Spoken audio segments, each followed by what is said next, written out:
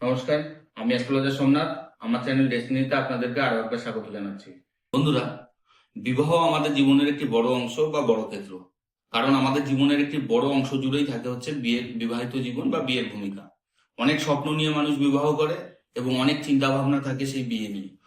বর্তমানকালে নিজেদের দেখে বিয়ে অর্থাৎ লাভ ম্যারেজের সম্ভাবনা যথেষ্ট বৃদ্ধি পাচ্ছে আস্তে আস্তে। কিন্তু দেখা যায় যে অনেক সময় বিয়ের পরে স্বামী স্ত্রীর মধ্যে নিজে দেখে বিয়ে করুক বা অ্যারেঞ্জ ম্যারেজ করুক, আস্তে আস্তে স্বামী স্ত্রীর মধ্যে ভালোবাসা কমতে থাকে। অর্থাৎ যে ব্যক্তির হাতে এই ধরনের রেখা থাকবে তার তার স্পাউসের প্রতি, অর্থাৎ সে যদি মেয়ে হয় তার স্বামীর প্রতি বা ছেলে হলে তার স্ত্রীর প্রতি আস্তে আস্তে ভালোবাসা কমতে থাকে। তাহলে কিভাবে বুঝবো যে আস্তে আস্তে তাদের দাম্পত্য জীবনে ভালোবাসা কমতে পারে? তাহলে আসুন দেখে নিই হাতের রেখার সাহায্যে।